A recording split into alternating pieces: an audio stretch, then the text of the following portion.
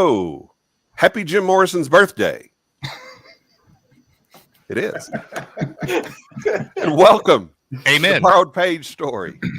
This is presented by Bar Cart Co-op in cooperation with American Mash and Grain. And we've got a great collection of distillers here to talk with us tonight. We're going to learn some stuff. I think we all will. Even the distillers will probably learn a few things from each other tonight. But before we get into all of that, I want to tell you briefly about what's a Bar Cart Co-op. Well, a Bar Cart Co-op is a collection of friends who create unique content for the whiskey public. We have shows like Distillers Talk with Alan Bishop and Christy Atkinson. Alan and Christy talk with distillers from across the country, around the world. If you want to geek out on all things distillation, that is the show for you. My Whiskey Den airs every Monday night at 9 o'clock Eastern Time with Pat and Mike. My Whiskey Den is where craft whiskey is king. Alan also has a show called One Piece of a Time Distilling Institute. It's where people will email him with questions about distillation, and he'll go into great detail answering those questions. It appears that Alan has all the really geek shows on Bar Cart captured, so we appreciate that. And then Bourbon Turntable. That is a show that I host where we blend the love of music with the love of whiskey. We talk with distillers, we talk with musicians, and we talk about all things whiskey, all things music, and we have a really good time doing it. Now, Bar Cart has done, this is the fourth show that Bar Cart has done this year. In the first quarter, we did a show called A Tale of Two Stills. That was with Adam Stumpf and Todd Leopold. We talked with them about their historic stills. And we also have dog training going on tonight, which is great. In the second quarter, we did a show on non-traditional grains and whiskey with Don Poffenroth from Dry Fly and Chris Koenig from Golden Beaver. And once again, Alan Bishop. It was a really fun show talking to those guys. And then in the third quarter, we did a panel discussion on wheat whiskey in the spirits industry. And we also did a blind tasting of several craft wheat whiskeys in that process. But tonight, we're here to talk about Borrowed Page. This is going to be a very unique telling of how a whiskey gets blended. Now, Borrowed Page is the brainchild of Chase Langdon and Devin Ershow. This is an incredible project that I'm excited to have a chance to be a part of the telling of this story, because it's really cool the way all this came together. And during the course of the show, we're going to talk with each of the distillers involved. We're going to meet them in just a second. And we're going to sample tonight each of the whiskeys that they contributed to the blend, talk about that. And then we're going to sample the blend itself, Borrowed Page. So as we're getting into this, first of all, let's talk with Chase and Devin just a little bit. Tell us first, before we talk about Borrowed Page, tell us what American Mash and Grain's all about. Yeah. Well, first of all, thanks, Kevin, for having us and helping put this together. It's really exciting. I've been looking forward to this for a long time. You could say that American Mash and Grain goes back, multiple decades, several decades at this point, because Chase and I met on the second day of kindergarten. That's when we became friends. We actually got in trouble because we were pushing each other in line. I was new to that school. Chase had been there for a whole half year already. So he felt like he had some seniority over me in terms of who got to get to recess first. Anyway, we both got in trouble. And when you got in trouble at our school, in elementary school, you got benched, which is you had to sit on a bench next to the teachers at recess and face the playground. So you got to watch all the kids having fun while you sat there. Luckily, Chase and I got to talk and learn that we had a lot in common. Like, we both loved apple juice, and we're both fans of the Power Rangers, Mighty Morphin, of course. That's where it really all started. But I've always been a whiskey fan, probably before it was legally cool for me to be one. I remember when Chase and I were young, I would sooner have a little bit of Jack Daniels or Maker's Mark in my red Solo cup than the Natty Ice or Milwaukee Beast that he was more prone to. Yeah, I kind of fell in love with whiskey about 4 or 5 years ago on a trip my wife and I took to Ireland. We stumbled into the Irish Whiskey Museum, and that just was a Pandora's box for me. And I've been tumbling down the rabbit hole ever since. I've worked for a couple different craft distilleries, including Wigle. I got to meet Taylor really, really early on in my whiskey journey, which was really cool that he's a part of this first blend. And then, yeah, everything sort of stopped in 2020 for some reason. So I'll kind of let Chase pick up the story from there. Yeah. I love how these things become so scripted and like second nature. You get the same punchlines, and I'll give you my spiel. It's 2020 was going on, and Devin was trying to figure out how to continue down his path on craft whiskey, especially in a climate where things are closing and it's getting more difficult.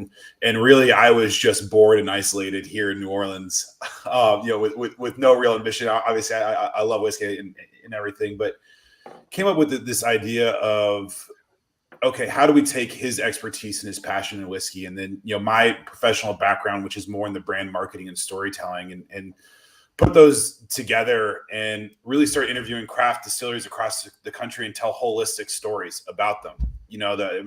We've all read so many just tasting notes. The distilleries are to use a bad pun, they're distilled down to just what does the product taste like, and it doesn't do much to the service of the who, the what, the where, and then and most importantly the why.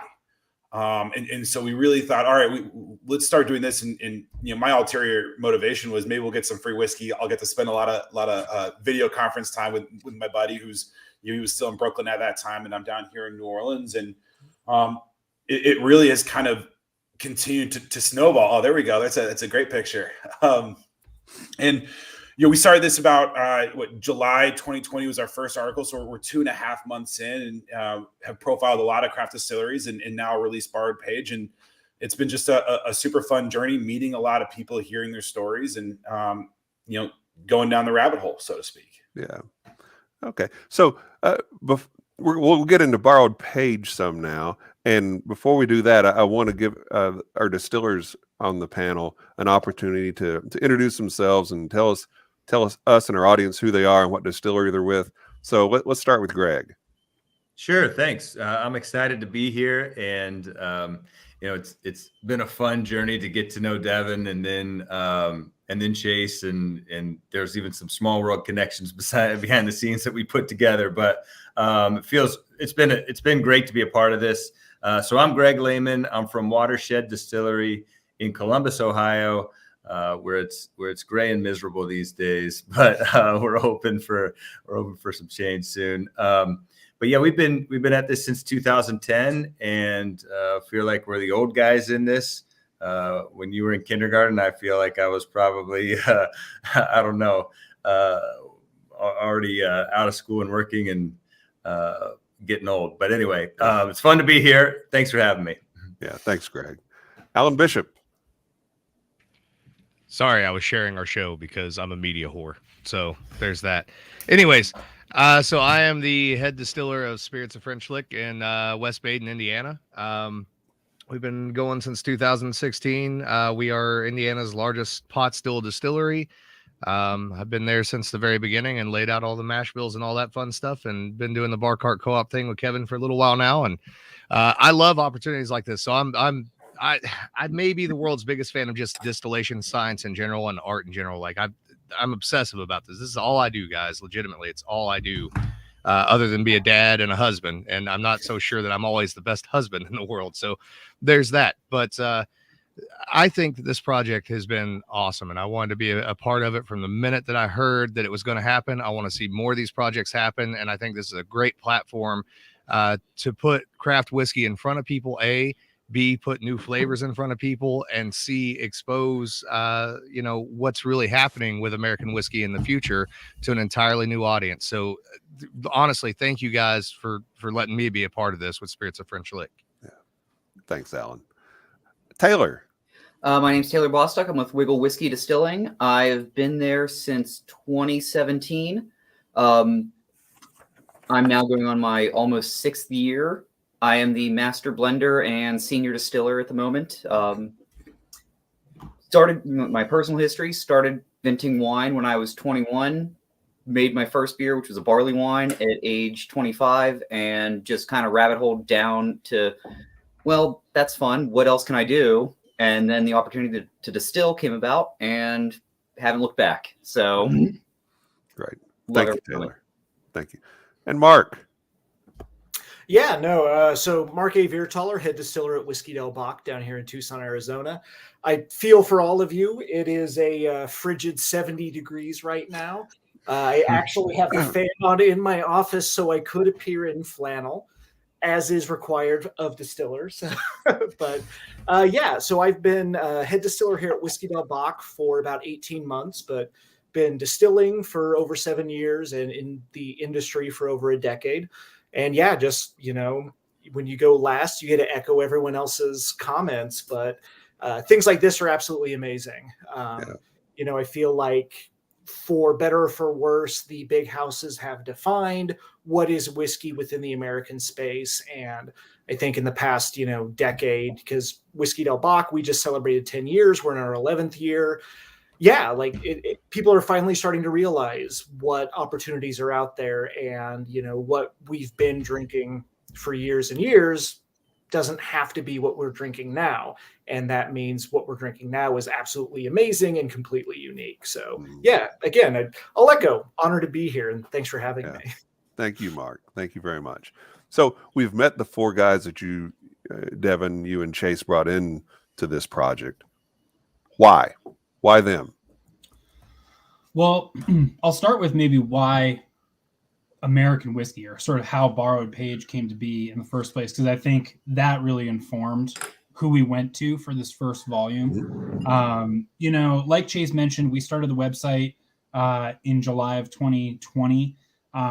We feature a new craft whiskey distillery on our website every single month. That distillery remains the main feature on our website for the entire month. And we spend that whole month promoting that article, promoting that distillery on our social media. And then, of course, if you've partnered with us and you have something cool going on, we'll continue to shout that distillery out on our social media platform. Because really what we want to do is we want to be a company that helps to elevate the profile of American craft whiskey. To echo what these distillers have been saying, American whiskey was kind of one thing for nearly a century. And now, because of the ways that the craft whiskey movement has grown in the last 10, 20, 25 years, wherever you kind of want to put your pin on the starting date, American whiskey is more diverse than it has been maybe ever, but certainly in a long time. And the future of what American whiskey is really, to be determined. And there's a really wide variety of flavors and aromas that are still there to sort of be pulled out and experimented with. So Chase and I, from the very beginning of putting this company together, envisioned that eventually we would release a product of our own. And we knew that product was going to have to be sourced to start with, because we don't have the funds or the capital, the infrastructure to start up a distillery of our own. So we knew it was going to be sourced, but that's kind of where that idea stayed. And then we launched the website, and we just went trucking with the website. It wasn't until around, when it became very clear that the TTB was going to take up American single malt and certify it as its own classification, which will happen any day now, or maybe it won't. I think we're all kind of like waiting. The comment period is over, and now we're just kind of like, okay, like what are the definitions? What are we doing? Right. But I guess Congress has also been busy. But Greg with the shrug. So it was when that happened, I was like, that's really cool. I know so many people now in the industry that are part of the commission that make single malt whiskey. That's awesome. But there've always been a part of some of the rules or regulations around American single malt where I'm like, oh, like it's a shame that, there's not a little bit more, leeway with some of those distinctions. And that's when I started to think that American whiskey, which is kind of this catch-all, very vague, undefined term for any American-made whiskey that doesn't fall within the definition of one of the standardized versions like bourbon, rye, wheat. American whiskey is kind of this last true bastion of unbridled experimentation and innovation because there's no guidelines on it. And that's when the light bulb kind of went off for me and Chase, where, we could put a product together and it doesn't just have to be American mash and grains bourbon, American mash and grains rye.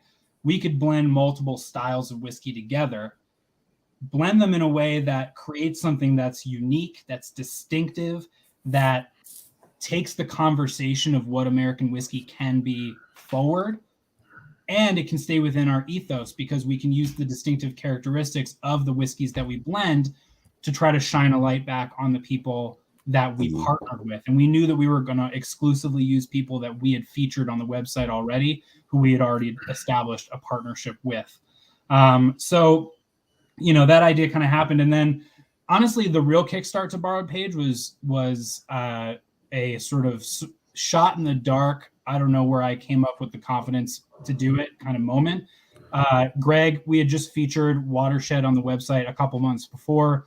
Greg was in New York and visiting a distillery that I worked for called Kings County Distillery. When I heard he was going to be in town, I, scooped up the opportunity to lead the tasting that he was going to be on. He had to suffer through listening to me lead that tasting for an hour. It was a great tasting. You were very entertaining. And then, I led him on a tour of the facility, and he asked me what was going on with American Mash and Grain, and Chase and I had not talked about bringing this idea to anybody, but I just decided to shoot my shot. Told Greg about the idea. He was very enthusiastic about it, and that was kind of the powder keg that got it started. Greg then was super instrumental in helping Chase and I just understand the whole breadth of the undertaking we were about to do. So that was really helpful. And he brought on Ann Demick, who was working with Watershed at the time, and she was super helpful as well. She later came on to sort of help Chase and I with blending this product. But Watershed was the first one to come on, and I loved their bourbon. And I liked Greg, and I liked his enthusiasm for what we were doing, and he was really sweet. Greg's one of the sweetest people I've ever met, and he was so nice about it when I pitched the idea. He was like, "Oh, like that sounds cool. Like, if you would ever consider possibly like having us be a part of it, like that, that'd be really." And I was, inside I'm dying. I'm sweating bullets, trying to stay cool. The Watershed was the first one on. And then, Chase and I started thinking, okay, we've got a distillery. We've got to get some more people on here. What are some cool people we've met, people that we feel like would be aligned with this vision? We immediately thought about Alan Bishop at Spirits of French Lick. I feel like the way that he described himself is a perfect descriptor for why we thought of Alan Bishop. Nobody does love the distillation science and art more than he does. So we called him up. Like he said, he was super enthusiastic about it right from the get-go. I don't even think you got to ask the whole question. I think I literally was like, yeah, I'm fucking doing this. You don't have a choice now. I'm in. Yeah, I believe his exact words were, "I don't know why the fuck we wouldn't do this," which was really great. And, now we've got 2 bourbons, but we got to go out and get something else. We got 2 very different bourbons. We got to go out and get something else.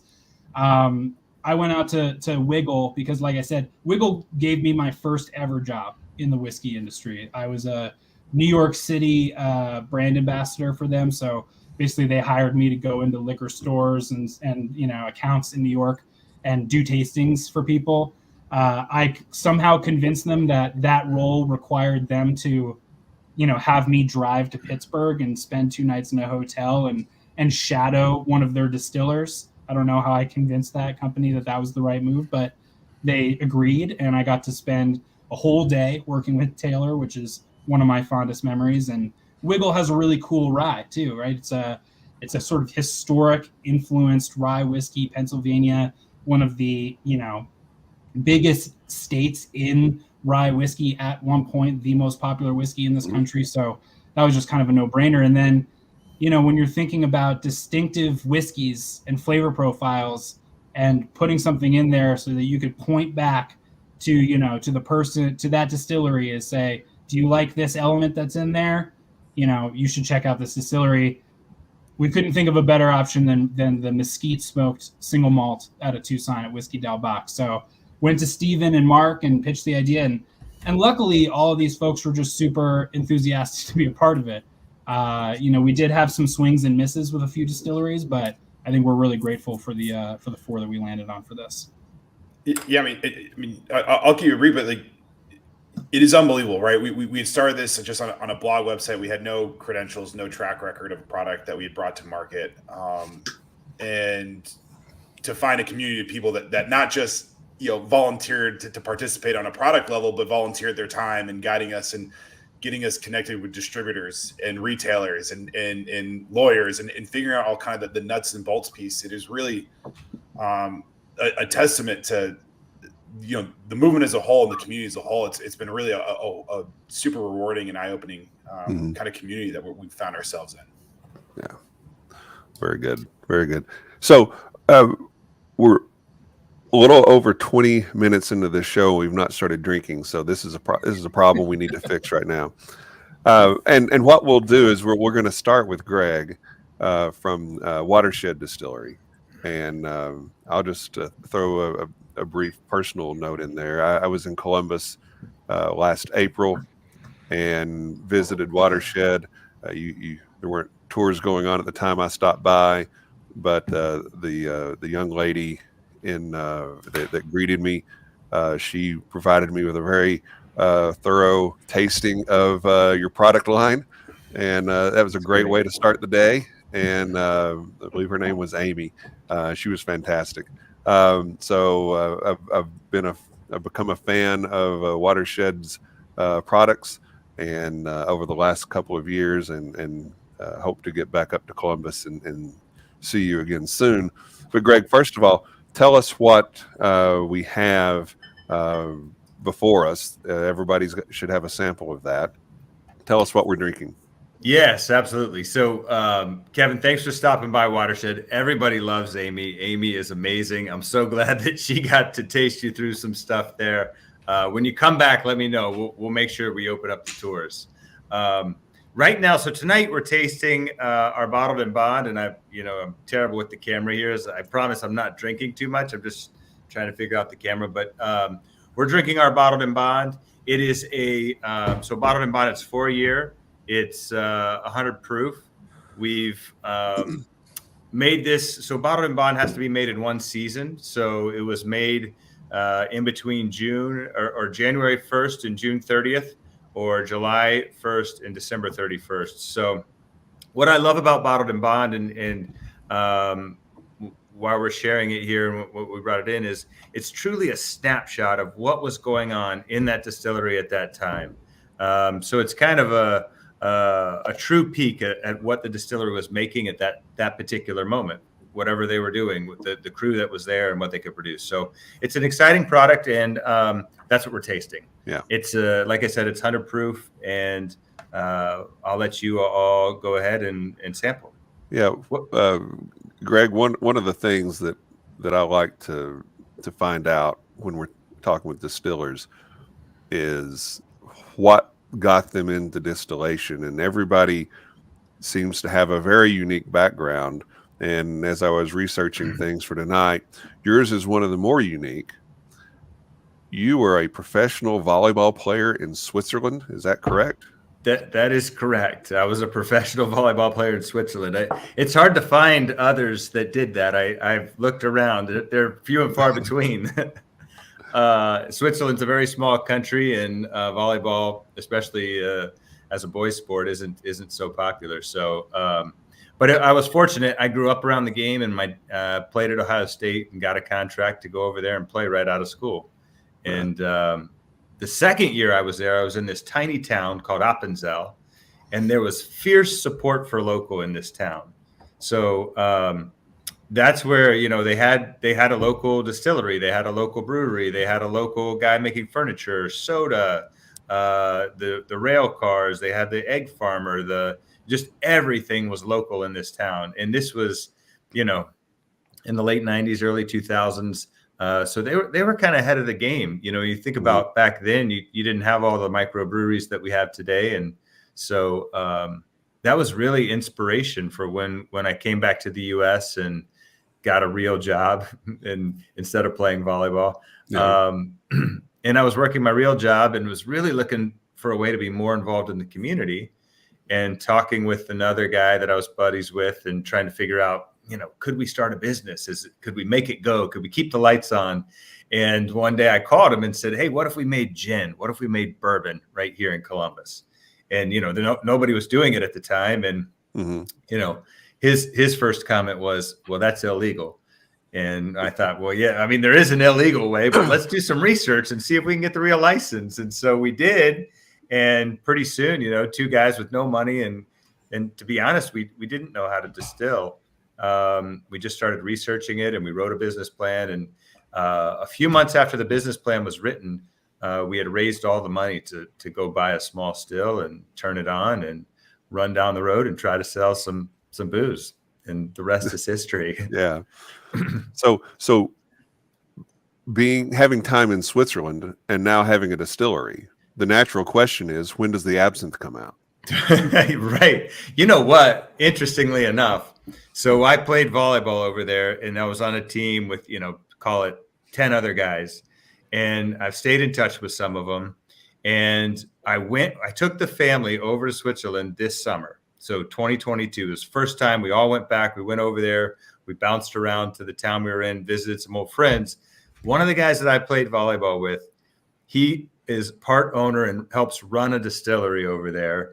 It's crazy, the coincidence. And they make an Alpenbitter. So it's very similar to absinthe, but it's an Alpenbitter. It's amazing. I was trying to convince them to let me import it into the US, but I haven't convinced them yet, but I'm still hopeful. Yeah. It's an amazing product.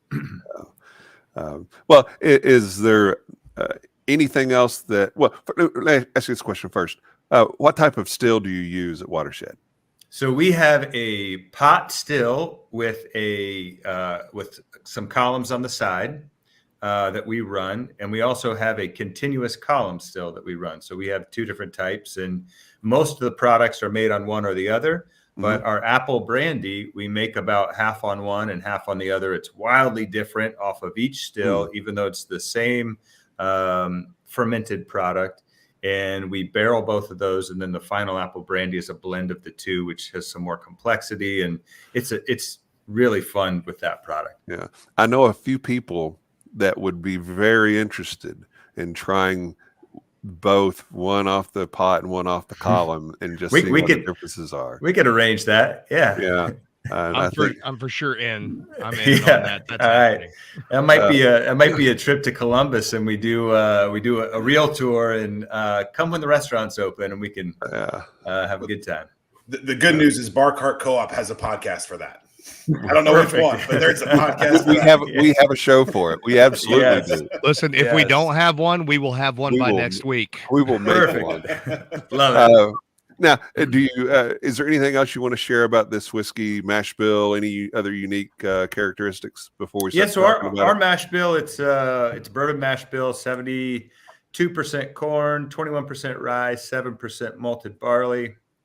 We use a Char 5 barrel, and the way we got to Char 5, we had one source for barrels, and when we were starting out a couple years in, Dave Pickrell came through and helped us out with some stuff and helped us get much better at what we were doing. And he was amazing to bring through, and just the wealth of knowledge and his willingness to share, and just wanted to see us do well, which was really cool and fun. But one thing he told us, he said, every time you get barrels in, take a flashlight and look inside the barrel and check out the char level and make sure the char level is consistent. And so we always started doing that. That was our habit.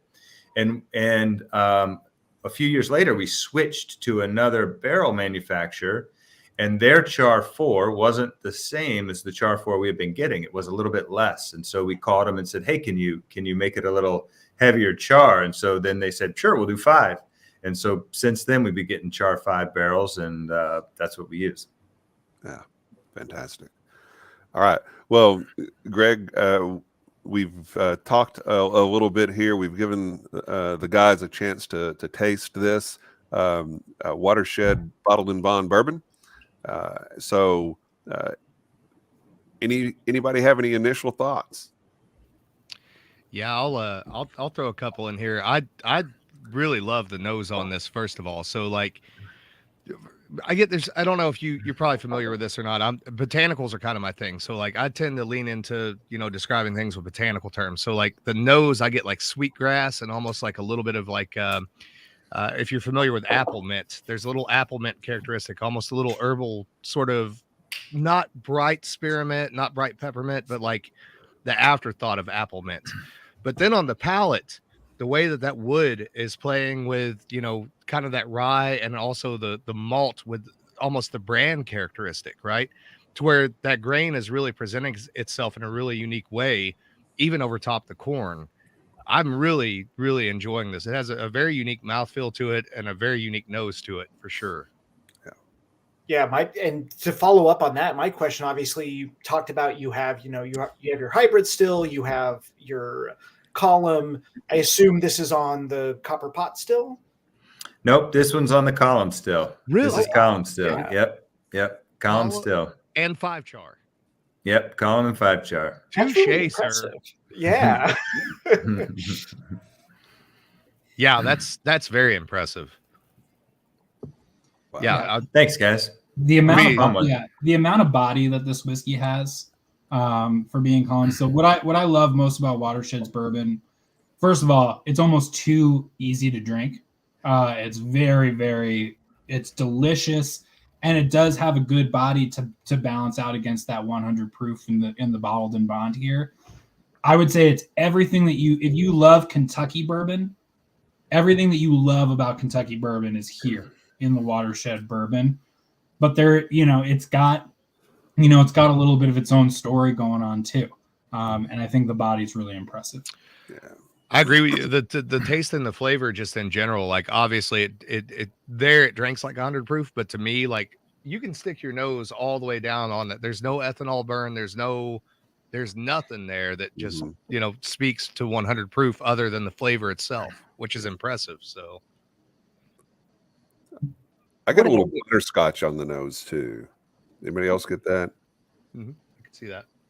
Well, I'm just so impressed with the usage of the 5 char. Like, I feel like most of the time when I've had a 5 char, it is astringent, it's bitey, it's unbalanced. And the fact that you've made this that is beautiful on the nose, like Alan said, you don't get that ethanol heat when you're nosing it. You get that bite at the back, but it's balanced. And that's, again, well done. That's very impressive. Yeah. Thank you. Thanks. And keep in mind with the 5 char, it looks a lot like the 4 char that most of the guys use. So it could, it's what they call a 5 char. That's what's on the barrels, but it's a little bit dialed down, I would say. I will say this, like the 5 char thing is cool, but the fact that you pulled that off of a column still and it's as fatty and round as what it is, that is impressive, legitimately. Yeah. Well, I'll be honest, like the head frame still we use, it makes amazing product. Like really the head frame can kick out some delicious tasting product. John McKee's done a nice job with that piece of equipment. On a tangent, and I don't want to get too far down this, but I want to ask, do you use the used bourbon barrels to age your brandy?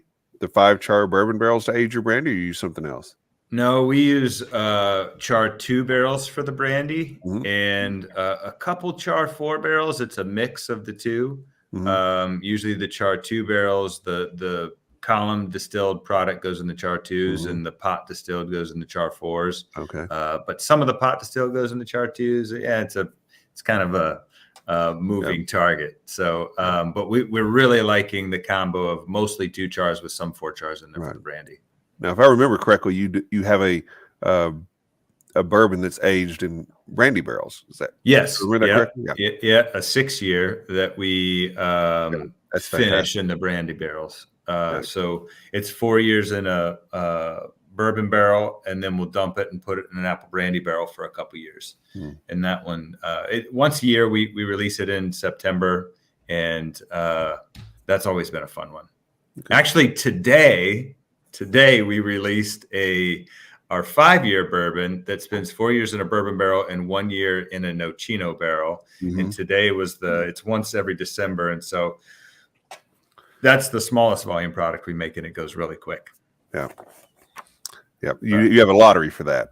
Right? Yeah, there's a lottery for that one. Yeah. Yes. Yep. Yeah. We used to have the line outside, and then Right. the people at the end of the line didn't get the product, and they stood in line all day, and I felt bad, and they felt bad, and so we try not to do that anymore. Well, and shout out to my in-laws who have sat in that line for me. So I appreciate. I think they might be listening. So thank you, much appreciated. Yeah. Well, and shout out too to your sister Chase, right? Because you won the lottery for that 6 year. Got in-laws. It out to you. In-laws picked it up, and then it somehow got to your sister, who then flew with it on a plane to Colorado. Thanksgiving with and the that's families how it getting got to my sister. Yep. Yeah.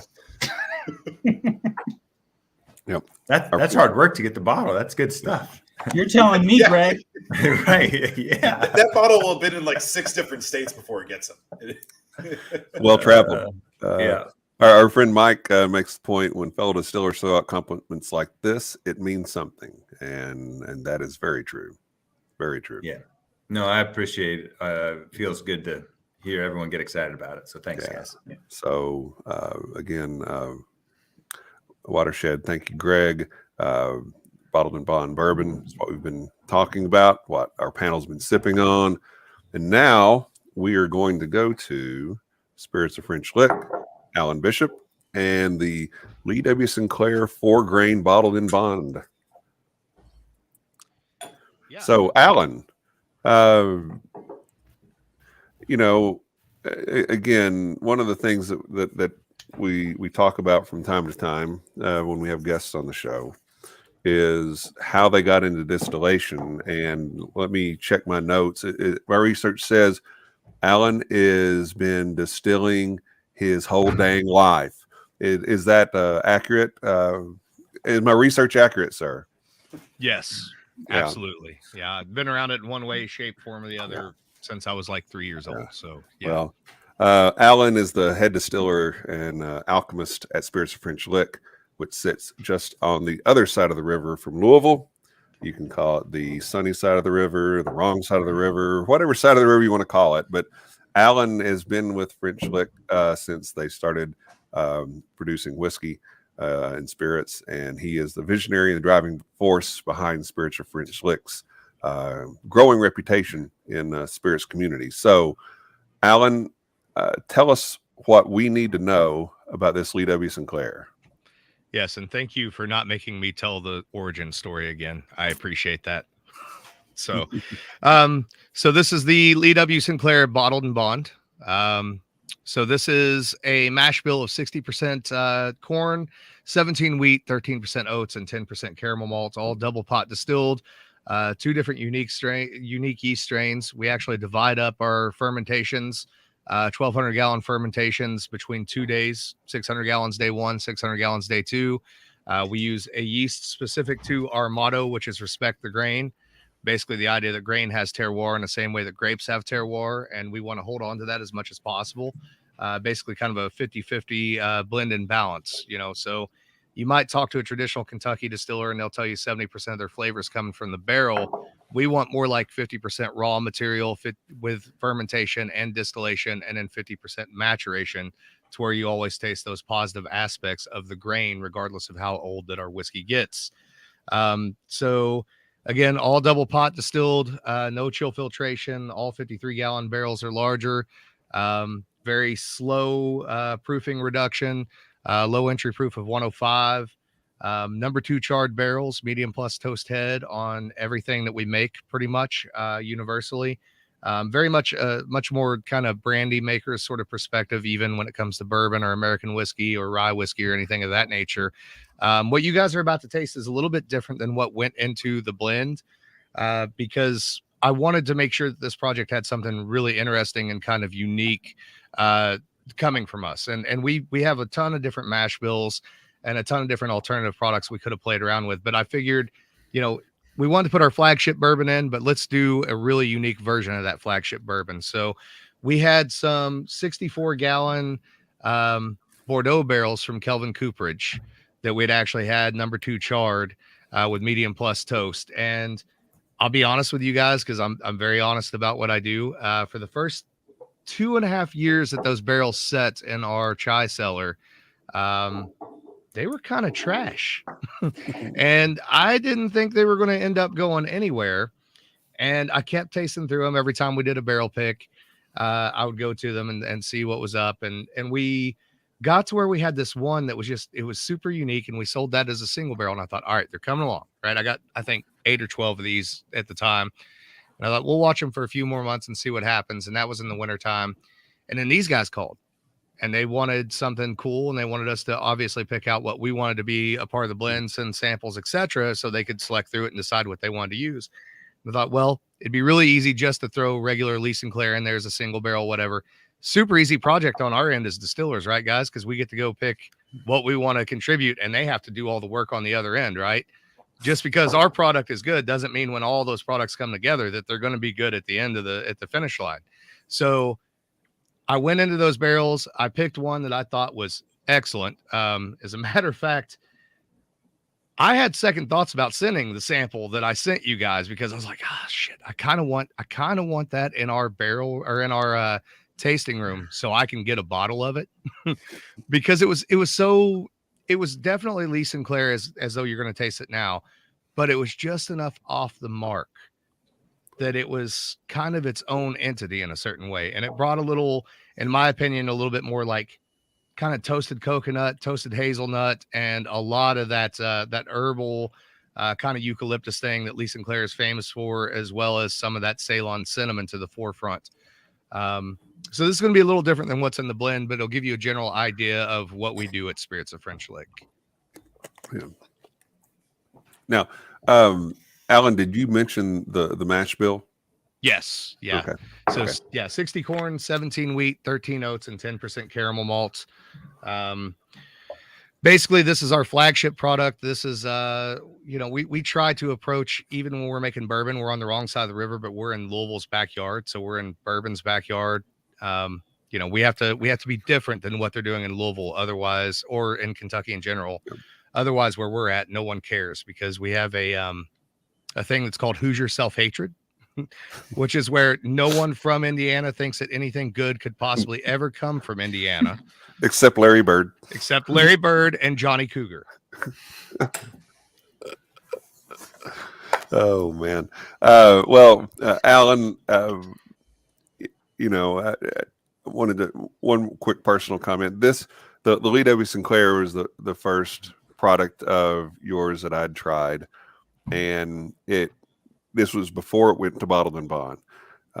And I just found it to be completely intriguing and remarkably unique in every way. And you were very gracious with your time, allowed me to come up and visit with you, write an article about the Lee W. Sinclair. And that's kind of led to first one thing, then another. And I appreciate what you do as a distiller and your dedication to your craft. So again, Chase and Devin, I think you guys are batting 1,000 with who you're including in this project. But before I keep rambling on about this, let's hear from you guys.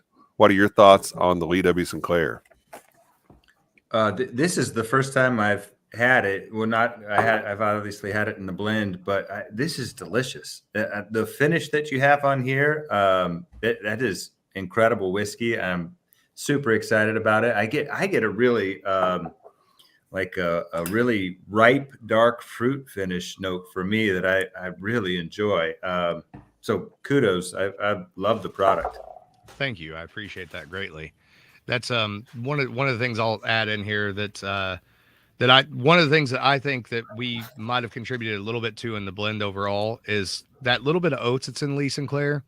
That's where all that mouthfeel comes from in my whiskey, but not in the blend total. But I think some of the mouthfeel in the blend comes from that to some degree. So have you guys always experimented with different kind of pushing the mash bill like that a little bit? Yeah. So that's kind of growing up in the family I did with, whether you want to call them home distillers, illicit distillers, whatever. And then coming through Copper and Kings, because that's where I started. Like, I've always been interested in alternatives, right? Mhm. Because, and we talked about, American whiskey expanding out now, but even if you think about bourbon alone, like the spectrum of Great bourbon that we know now, from the 6 big distilleries, 7 that made it through Prohibition, it's here. And you go back to pre-Prohibition, it's here. And you go back to 1850 and it's here. Right. Yeah. So the goal has always been to try to kick it back to something more like it might have been at one point in time. Yeah. The balance you've created with this is tremendous. It's Thank very you. nice. Yeah, and as someone with a super soft spot for wheat, I born and raised in Kansas. First distillery I was ever at, we made a 100% wheat whiskey. I don't think it's used enough in bourbon, and it adds that lovely floral note to it. And Yes. it balances out that kind of punchier note of the corn. So no, this is wonderful. Well done. Thank you. Yeah. And I'm definitely glad to hear somebody comment on the wheat as well, because, that's what I always try to tell people with Lee Sinclair. It's really a modified wheated bourbon is what it is. Mm-hmm. And it's super dynamic, right? Mhm. Not only is it very intriguing on the nose, it noses different than if you're used to nosing Elijah Craig or Jim Beam or something like that. You stick your nose in here, immediately you've got something different in your glass, which is great. But then it's super dynamic on the palate for me from front to back. I feel like I'm getting a new flavor note being introduced every second or a couple of seconds all the way through the finish, which is always that's the most fun experience in drinking whiskey that I can experience, is when something's just taking me on a ride. And that's what Lee Sinclair does for me. But probably the thing that I appreciate the most about the Lee Sinclair bourbon is there are a lot of people out there, especially within this craft whiskey movement, that want to respect the grain, that want to bring forward a more grain forward profile to their bourbon. And you see a lot of 4-grain bourbons out there now. And I think that is an awesome idea, and I'm super supportive of it. But I think that the Lee Sinclair may be one of the best examples of a 4-grain bourbon where you can appreciate the grain forward flavor that's in it without it distracting you from just enjoying it as a whiskey, which is what I really like about it. Thank you. Yeah. I know Alan already talked about the mouthfeel, and I want to circle back to it because I think he's spot on, right? Like, it's the mouthfeel. I think it's the thing that really shines through in the blend. But for me, the mouthfeel is so full, almost creamy kind of texture, and yet I forget who said it, that the flavor is so punchy, and for those things to kind of coexist, and this kind of like smooth, full, creamy mouthfeel, and then like intense, punchy flavor is a pretty wild ride, and super, super enjoyable. Thank you. Yeah.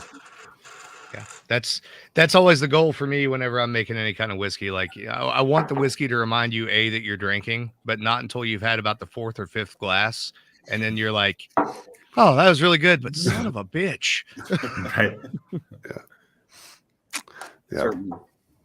Okay. Yeah, the 4 grains like that you got going on here, this is just I'm just kind of broken record here right now, but I'm loving all the little characters and subtle nuances that everybody else has already said. But yeah, this is beautiful. Thank you, guys. Appreciate it. Yeah. Fantastic. All right. Any other comments on the Lee W. Sinclair? Now, to clarify with Devin and Chase, what we're drinking tonight are, with the exception of the Wigle, are proof down versions of these whiskeys. What you guys received were actual barrels, correct? Well, initially we received samples, like Alan sort of mentioned, and then when we blended this, we dumped it straight from the barrel, and actually Volume 1 is bottled at cask strength, so we didn't proof Volume 1 down at all. That's not a, because we love the non-specification aspect of American whiskey, we're not going to input specifications on ourselves for Borrowed Page either. So that's not a guarantee for every release. But for this one, we felt, even though it's big and it's hot, and we'll get to Borrowed Page, we felt that it sang the best at cask strength. the fun bit about releasing your own and your first product is you get to make it as you want it, Right. and we're so small, we're not worried about economies of scales and in overall production. We really got to be kind of a love story for whiskey for us, and really what we're looking for. And we tested out at a handful of different proofs, and ultimately, against good economic sense for our smoke production, really say at barrel proof, just because that's where we felt it was best. That's where we felt like each distillery had its own real estate to shine, and that the product was most dynamic. Yeah. Chase, call the lawyers about love story for whiskey. It's taken already. I don't have to look it up. I'm sure it's taken by somebody. Oh man. As I took that last sip of the Lee Davidson Sinclair, for whatever reason, and I've had multiple bottles of this over the last few years, but tonight, for some reason, man, that cinnamon just pops on it for me. Boy. I'll say too, just before we move on, everybody sent us plenty of samples. Spirits of French Lick certainly sent us the most.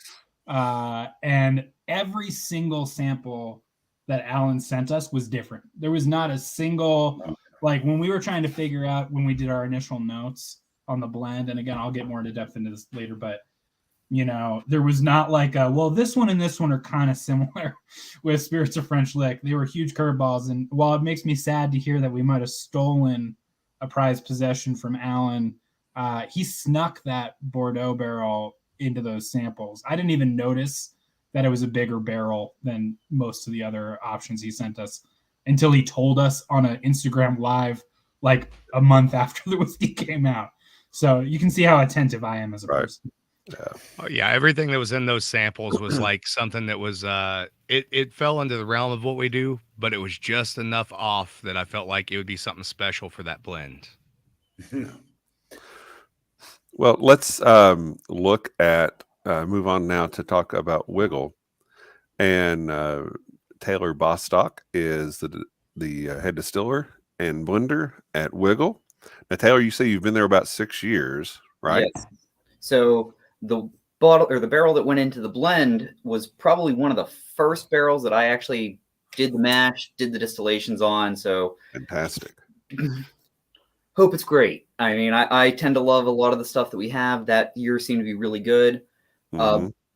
Basically, we are a rye distillery is what we started off as, moved into wheat, moved in from there to bourbon after 2 years of being open.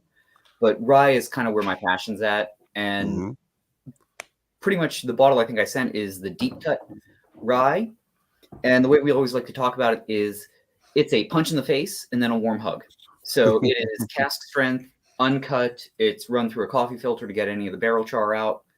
And that's about it. We do a pull a proof at the end, and that's what the label says, and that's what you get. So as raw of a product as you can have from one barrel at a time. Yeah. For this project, Alex, one of the owners, came up to me in the barrel house while I was working. He's like, we have this group. You've worked with one of the guys already. We really want to do this blend. Find some of the best whiskey we have. And it's like, I know exactly where to go. So let's see. This was, I believe the barrel you guys had was barrel 276. The sample we're all trying tonight is not from that. Unfortunately, that was only a 2-barrel blend that we had, or not even blend, 2 barrels that were produced. Distilled at 134, barreled at 118. That is a 70% rye, 16% wheat, and 14% malted barley, which we just use to clean out our auger system and make sure that we're clear and ready for the next round. But yeah, that's what we're trying. So thank you for getting that bottle up there. Yeah. Now, Wigle was the one distillery in this project that I was not familiar with. Oh, and I don't think you make it down my way in terms of distribution. So the first time I tried this was when I was putting samples together. Full disclosure, I had to do a little quality control as one does work when I was putting together the samples. I thought my And- Wigle sample seemed low when it arrived. well, yeah, and there's a reason for that. I had to Right. had to do a thorough examination of the Wigle, and Yeah, he measures with pipettes. It's 2 for him, 1 for us. Right. yes, yeah, it's the old Bugs Bunny. 1 for you, 1 for me, 2 for you, 1, 2 for me. Yeah, but fantastic stuff, Taylor. Thank you. Very impressed, and Pittsburgh's not that far of a drive from Louisville, so I'll be making a visit to see you once we get past cold weather. Yes, keep us posted. Love to host you. Yeah. Now, before you worked for the distillery, you were in legal work, title work. How did you get into distilling? Were you doing like some title research and ran across a house with a still in the backyard and I took wish it I up had then, or what? I wish I had a great story like that. No, I did my grad work for art history actually, and spent a fair amount of time in Scotland, and just fell in love with Scotch. And after you toured 3 or 4 distilleries, you're pretty much like, well, this seems like a lot of fun. How do I work here? And just kind of started down that road of looking for distilleries that were hiring. I had known about Wigle since they opened in 2012, and just occasionally sending in my resume saying like, hey, I'm interested, but a psychology, art history background that makes wine once every couple years, or maybe a beer here and there, really doesn't look like a solid choice. But eventually, I think the last round of hiring, when I got hired, I submitted my resume 12 times with a 2-week follow-up after each time.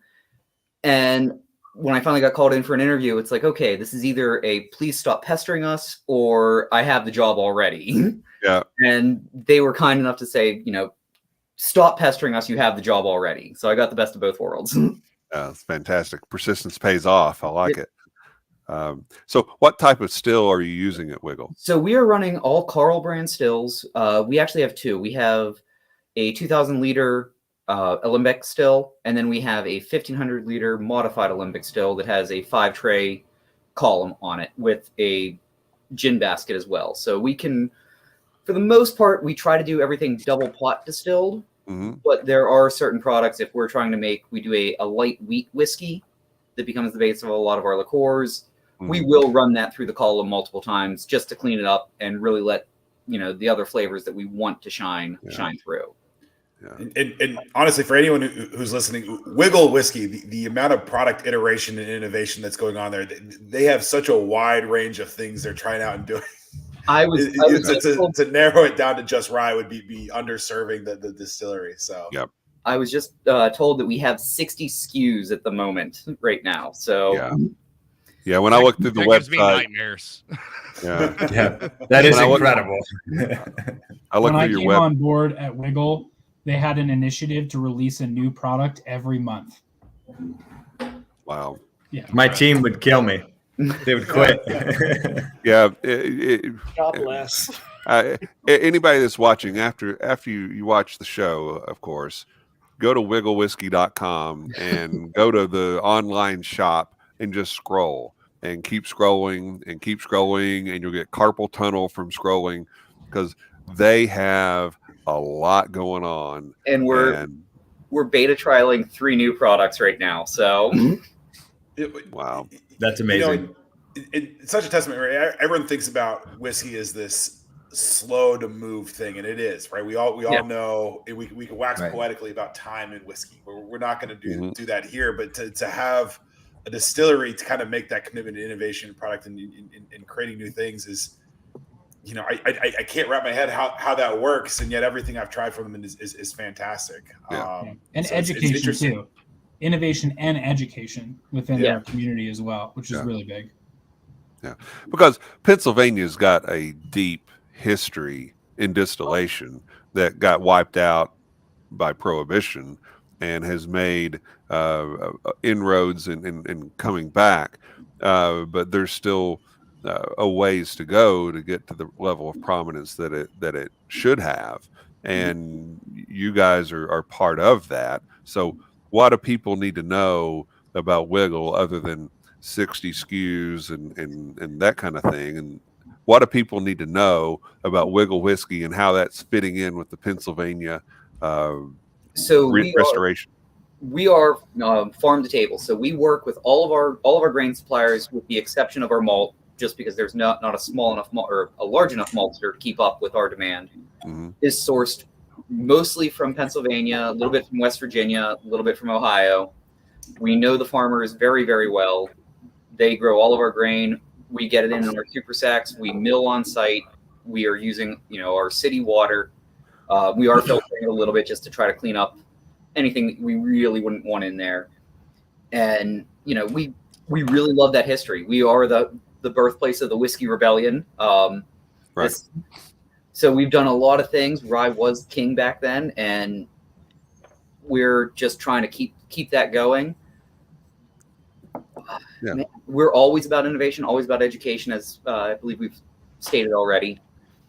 And, really with that education, it's on a person-to-person basis. There are countless times that we'll have somebody walk into the front of house and ask a question, and they're like, our team won't know, and they'll be like, well, let me go grab a distiller real quick, and they'll drag one of us up front, and we'll sit down and talk, and more than likely sample and just answer as many questions as we possibly can, because we want everybody to just love the products as much as we do.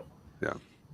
Taylor, are you guys working with the Fields Foundation and doing any of the Rose and Rye stuff, or the Rose and Rye? I am not on the grain ordering side of things, unfortunately, at the moment. So I don't know. I would love to. I constantly want to try to get new rye. I know our farmers are pretty much set with what they like to grow. Yeah. And it's like, well, let's try some new things. I want to try some new corns.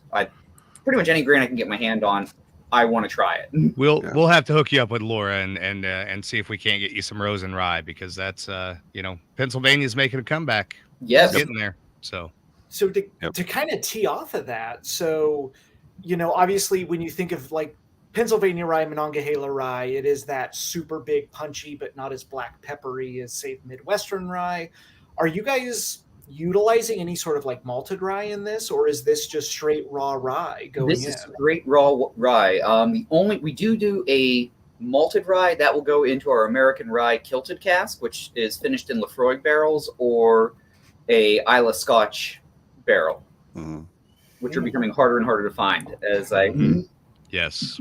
Yeah. So I would ask them, like, what is the mash bill on this? Unless I missed it, and I apologize. No. It is 70% rye, 16% wheat, and then 14% malted barley.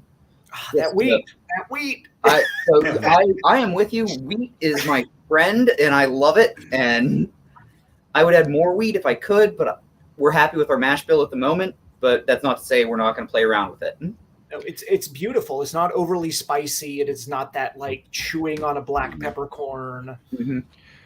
But you know what's really, really cool about this one, I think. So on the nose on this, I'd like a lot of times, especially because people are used to like MGP rye, right? Mm-hmm. So they'll either go into that like kind of black cherry, and for me, Robitussin, I've said that about a million times. Eventually, MGP is going to send someone to assassinate me. It's happening. Anyways, or they'll go into like anise territory, right? So this is like a little fennel, not quite anise. There's a little fennel on the nose. It's very soft, and then like pink peppercorn. The whiskey noses the same way it tastes, except on the finish. On the finish, that wheat comes through, and it's almost like shortbread cookie, right? It's almost like because you have that little bit of fennel, almost leaning into anise. It's almost like a triggle cookie on the finish to me. Yeah, I always talk about even going back when we first interviewed and tried Wigle. I think of it as like a warm spice pastry. Like a lot of times you have that bite, you have that pepper, but there is this kind of like warm breadiness with a little bit of icing on it that kind of like balances it all out and makes it quite sweet, and it doesn't have that punchy in the face kind of peppery. Yeah. What type of barrel do you use? So these are all out of 53 char 3 or char 4 barrels. We go back and forth. These are all through Kelvin Cooperage as well. Yeah. So. And what's the age on this? Do you remember? Looking at the date we emptied it, I believe it hit 5 years, but 4 years I think is at least for the blend. Looking at that, because I'm still getting a lot of the grain in it, even at 5 years. the one that you're all Yeah. sampling is a day short of 5 years. Yeah. An We'll round up. We'll allow that. Yeah. Don't tell the TTB. the label says 4 years, I do believe. Nice. The answer is you always said the it's- label says 4 years exactly. Right. And Always. you maybe told us, but I know it's barrel strength. You don't cut it down. What proof was this one? I believe that was at 118 proof on the Okay. bottle, Okay. if memory serves. And that's also, I chose that bottle because that's about the proof that we had for the blend. So It's the blend, 112.9. oh, I was mistaken. Yep. So a little bit lower proof than what went into the actual blend. What proof do you put into the barrels? So we go in at about 124 to 125. Hmm. And that's at least whenever I first started. And I have slowly been pulling that back. Prior to that, we were doing some like 115s, 105s. And you see your proof drops in the barrel. Well, it depends. So a lot of 2017, 2018s, we had 2 warehouses. Okay. One was heated, and we were seeing an increase. I believe the one picture of the bottle that had the wax cap, we went in at 117 and came out at 136. Yeah. Worked in front of the heater. Yep. In our new warehouse, which is 0 insulation and the wonderfully warm Pittsburgh winters, we are seeing a very large drop on almost every barrel. Wow, that's incredible. We had, it's interesting you say that. We generally see the proof go up. We had some barrels that were aged in a room with our boiler, and it's always like, it's crazy warm and humid in there, and the proof on those went up significantly. It was wild. It was so it's always interesting to see and hear other people that when it goes down, I'm always like, man, that's got to be disappointing. You're losing all the alcohol. It really is. And I have a few barrels that I've been trying to squirrel away for a 10-year-old, and we finally hit critical at about 8, and we're getting those into glass pretty soon because I want to have something to actually release. Yeah. I mean, but I say it's disappointing to see it go down. This product is delicious. I like how you described it. It gets your attention. I think you said a punch in the face, gets your attention up front, and then it's a nice warm hug at the end. And Yes. I couldn't agree more. I thought that the finish was beautiful on it. So well done. Thank you. Yeah, I absolutely love that fennel entry. Just that slight, again, it doesn't go all the way in east, just soft. It's very soft, a little fruity. Beautiful. Good job. Yeah. Yeah, it's very, very unique. Very unique. Yeah, and for the single barrels, those are all just hand selected. Usually I'll bring in a grouping of like 4 barrels, pose it to the team, go, which ones do we like? Any ones want to be earmarked for down the road, and consensus wins. Yep. Okay. All right. Any other thoughts, comments on Wigle, or questions for Taylor? All right. Then let's get to the whiskey Del-Bac. And Mark. Now, Mark, you've been at Whiskey Del-Bac for not quite 2 years yet, but you've been in the distilling industry for a while. Well, that was a little heavier pour than I meant. But and I'll get to that in just a second. I got some thoughts about this thing, brother. But before you got into distilling, you were in media and journalism. How do you go from being a journalist to being a distiller? My quick answer is always journalists like to drink, so it only makes sense that I would eventually move from being an investigative reporter to making booze. But it's just like the rest of us, unlike craft wine making, craft beer making, because for the most part, most of us aren't distilling illegally. It came about as a love letter. Sorry, my cat has decided to join us for this evening. But yeah, it was. I got into journalism around the time that newspapers realized they hadn't figured out internet. And I was an investigative reporter, and I ended up taking over the daily newspaper of my hometown, which was Dodge City, Kansas. And, I was proud of the work I was doing, but what ended up happening was I got married and I didn't live at home. I lived at the newspaper. And so I did what most journalists do, got into PR and marketing, ended up working for a large agricultural company as their director of communications. Did that for just shy of a decade. And because I wanted to keep writing, because this was the time that kind of the craft distilling movement was making its way from the coasts into the Midwest, the cocktail renaissance was making its way from the coast into the Midwest. It was like, this is a great chance to talk about that and expose people to the idea that there's more than Jack and Coke out there. And, there's more than screwdrivers. There's this movement happening within the industry. And so I did a bunch of freelance writing for a while. And after about 7 years working in marketing for agriculture, I was lucky enough. There were 3 farmers that had decided that they wanted to invest their money in a distillery. They wanted to do vertical integration. Instead of either selling their wheat and corn and barley in a commodities market, you either feed cattle or you distill whiskey. And they decided to distill whiskey. And they reached out. They were like, hey, you have knowledge of agriculture. You have knowledge of booze. Do you want to maybe be a consultant?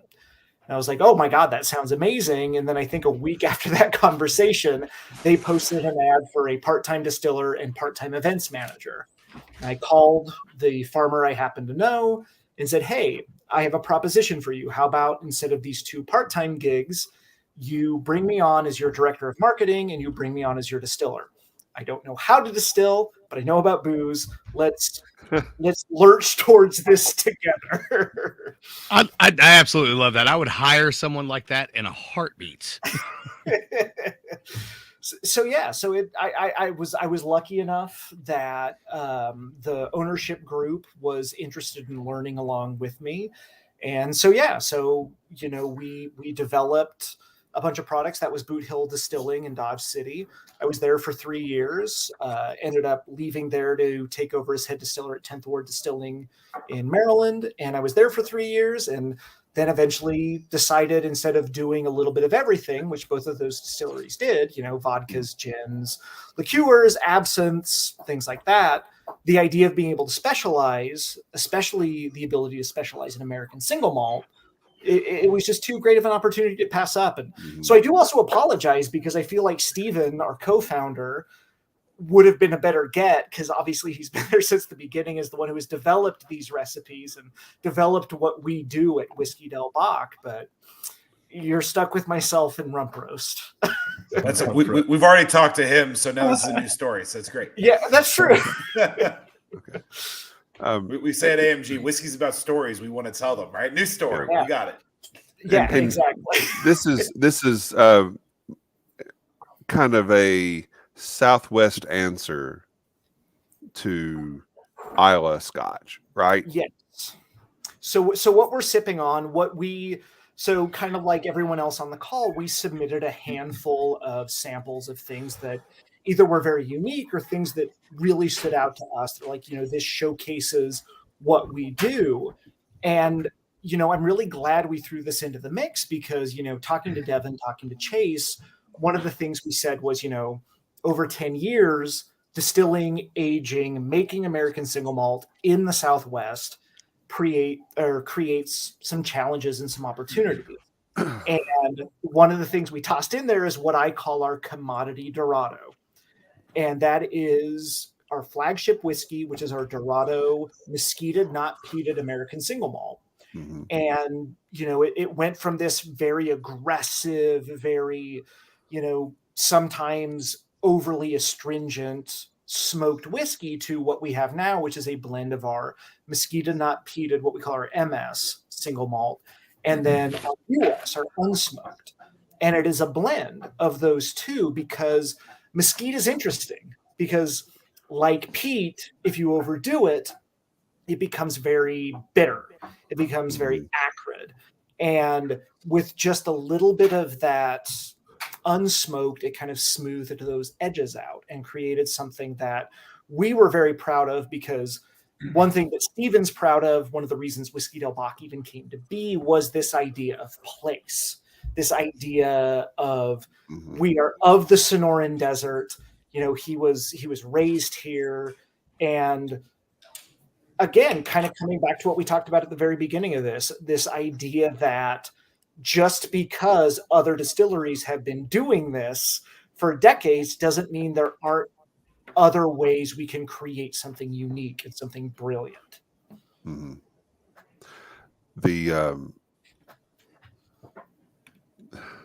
The thing that, and I've had the classic Whiskey Del-Bac before, and I enjoyed that. This is the first time I've had the Dorado, and when I was again doing quality control during sample pours, the thought crossed my mind: Devin and Chase got a barrel of this. Well, you keep seeing me looking over to my right. I'm not like looking at a bug over here. It's December. I'm looking at this bottle going, there's not nearly enough in this bottle. Brother. I'm telling you right now. An undisciplined man could lose a weekend with a barrel of this whiskey. This is fantastic. And the mesquite is just so artfully done. And I'm not a big fan of peat. I like it a little bit, but I'm not going to be, you know, like peat monster kind of stuff. This is so beautiful and definitely handled in the way this is presented. And yeah, this at barrel strength could be dangerous to an undisciplined man. So congratulations. Now, honestly, appreciate that a lot. What's that? Honestly, it was the hardest element for us to figure out, right? Especially at barrel strength. Sure. And you know, choosing the right product and in the right proportion, and the decision about the proofing was, it was a little bit goes a long way, right? And if you didn't approach it, you know, with some caution, like we would think, all right, we progressively make the blend, and we kind of like get a sense if we do a little bit of more of this, a little less of that, we kind of predict what it is. And then the mesquite would come in and just say, all your preconceived notions are out the window. It's a wild card move. And it's one of the reasons, like, you know, Steven and I, you know, we were so honored to be able to sit down with Devin and Chase and have this discussion, because it's one of those things. It's why I was drawn to Whiskey Del-Bac. It's, I think, one of the reasons that makes Whiskey Del-Bac so successful is smoke is divisive. Smoke is a challenge. Smoke is, if you don't do it well, you have garbage in the bottle. And so the fact that for the borrowed page, there was this interest in, no, we want your flagship, we want smoked. It kind of came with this caveat of, yes, we will give you a range of, this is absolutely insane smoked to what most people accept. And yeah, so it's one of the reasons, you know, again, we were thrilled to join on is it is a challenge, but to do it well is to do it brilliantly. Well, and what's really beautiful to me, what I pick up from this is that mesquite is, trying to find a word that describes what's happening here is a little fleeting, but I would say it's kind of eloquent, right? It's not going to punch you in the face with the mesquite. That's not happening. What is happening, I'm going to give two fat kid tasting notes here, Kevin. There we go. So there's like sourwood honey and orange blossom honey. That's what I get more than anything else out of this. And I absolutely love, like, I'll tell you right now, like, if I had a fifth of this, I'm missing work the next day. I'm not going. I will call them at 1 o'clock in the morning and be like, no, I will not be there tomorrow. And I'm also not sorry.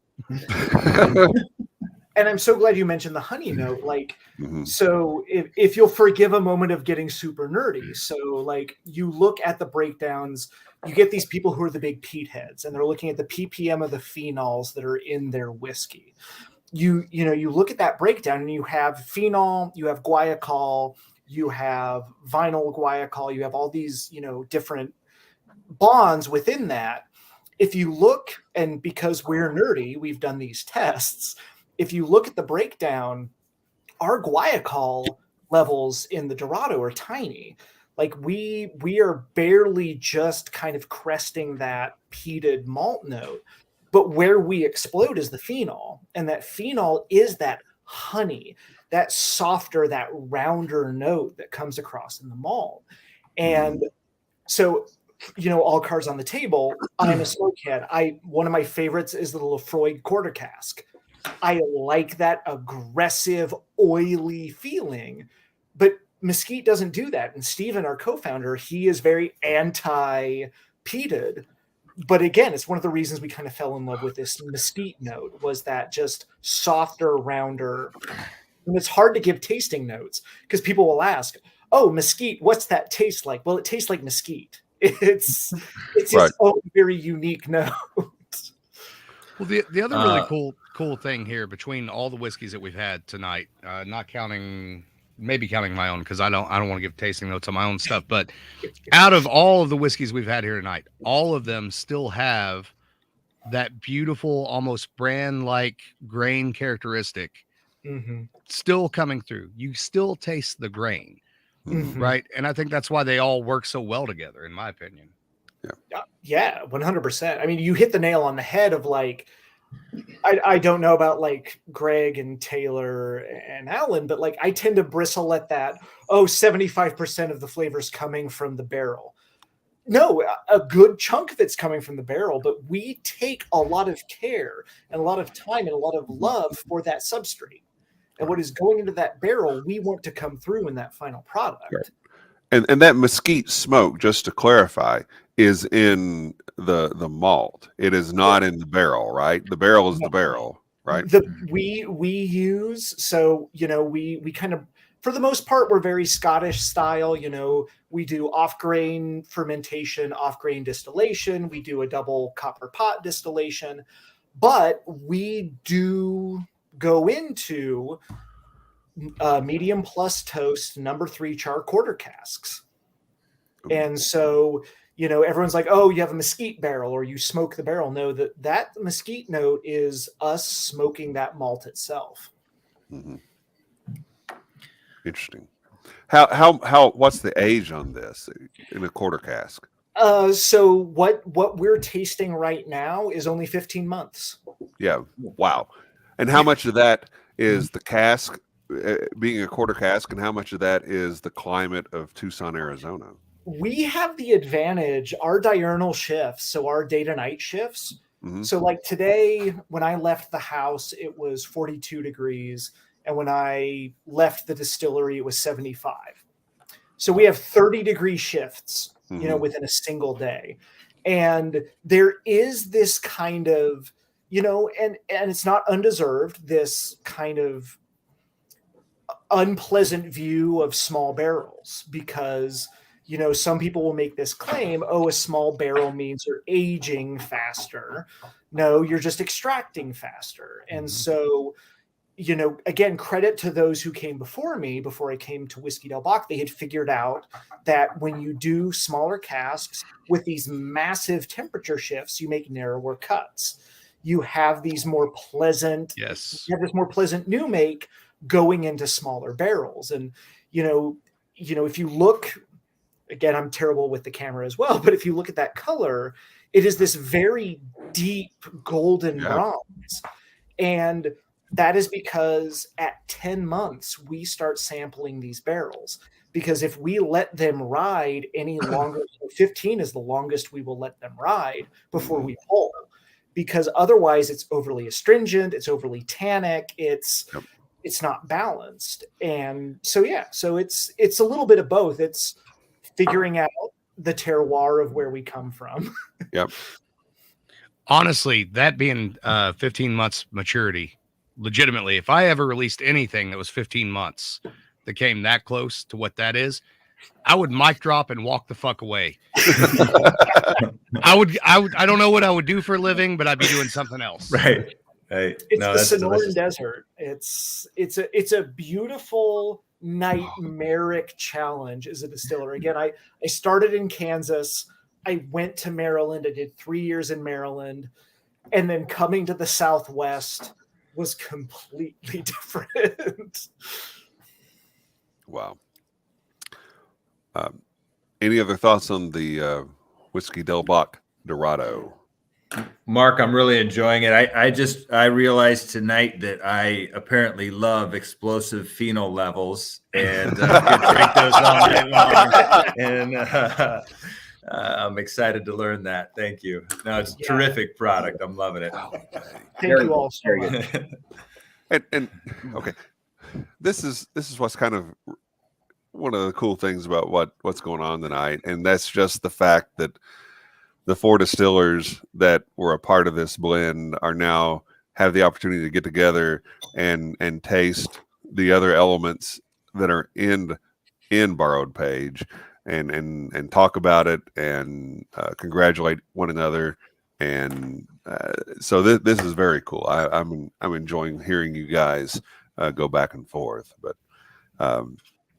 any other thoughts on whiskey Del-Bac Dorado before we move on to Borrowed Page? So just in general, between everyone on here again, I don't buy a lot of whiskey. I'm tracking down all these bottles. They're all coming home. So This Yeah, is we really- gotta figure out where do we buy them all. Maybe we'll share that at the end. I'm writing them We all will down share so that my at the guy- end. Yes. All right, perfect. Yes, absolutely. All right, so let's go to the Borrowed Page, and we've tasted each element of the blend. Now let's taste the blend.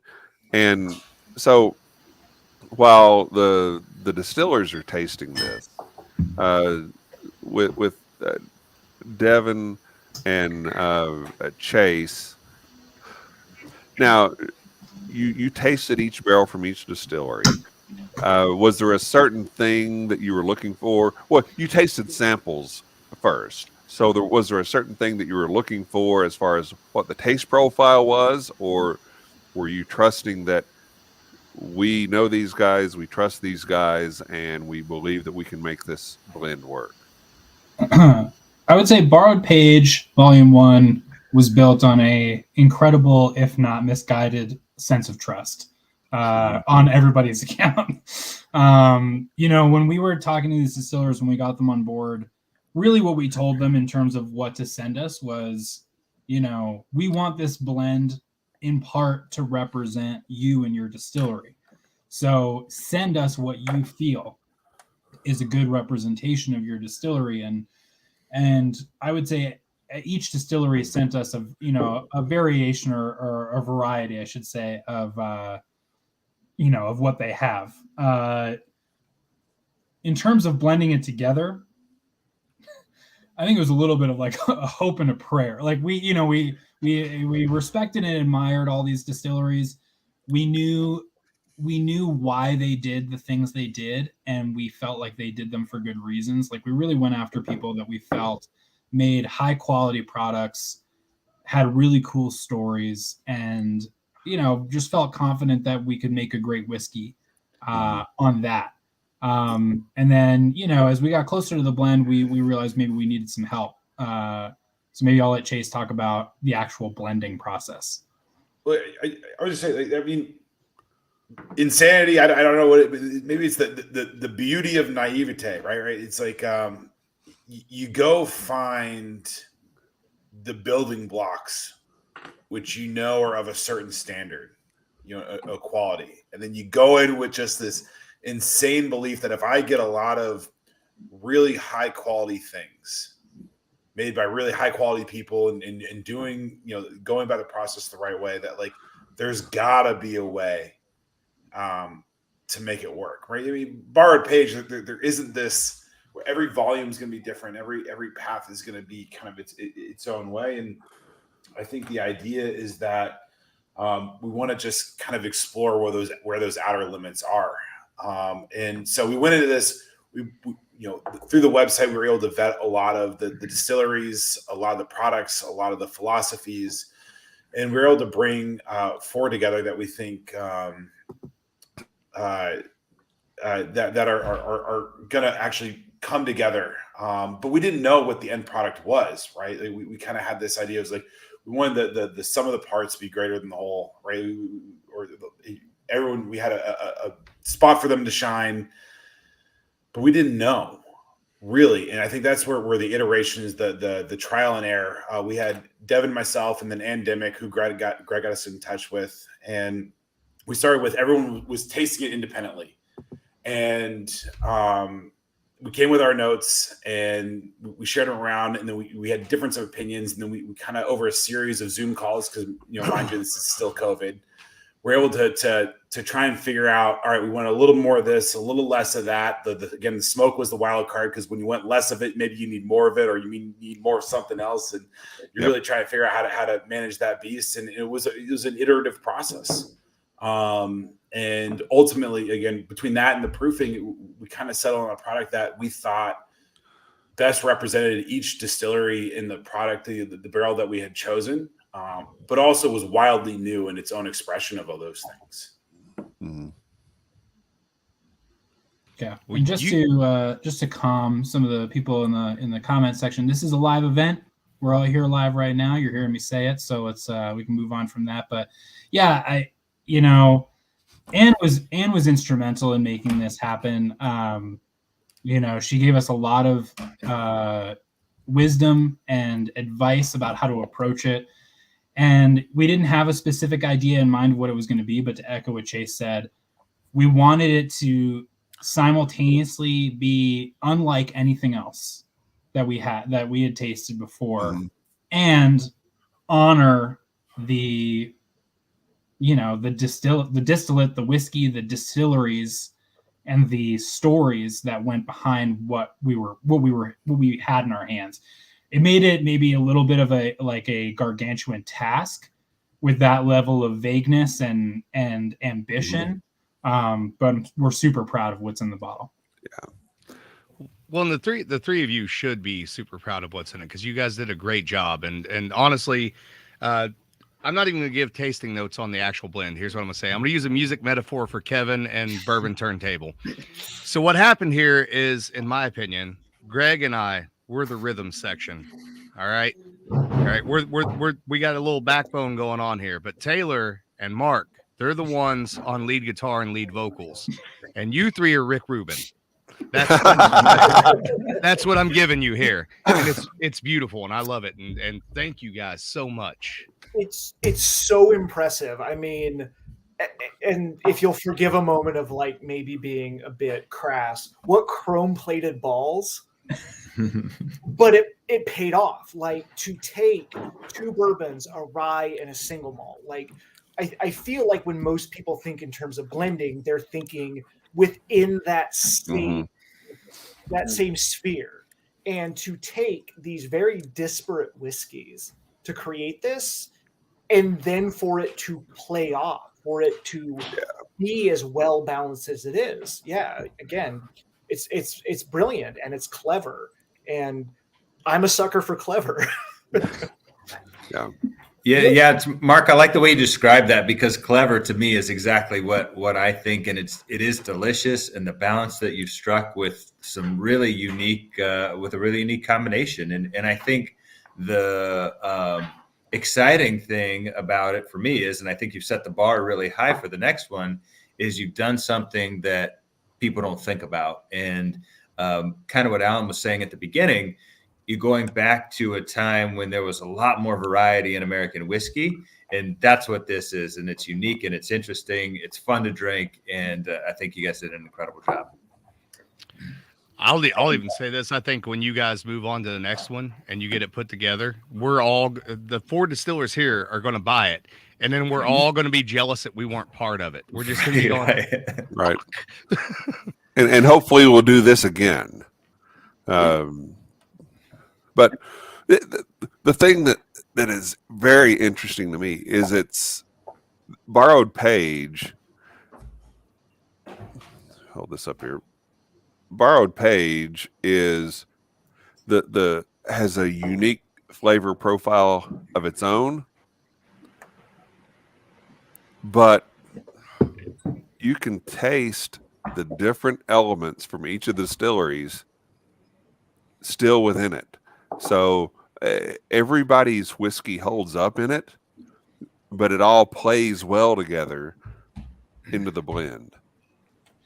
Yeah, and I think, you know, the reason why Borrowed Page happened is because, right, that chance night that I had with Greg in Kings County, and I just pitched this idea, and he was super enthusiastic about it. And then we pitched it to Alan.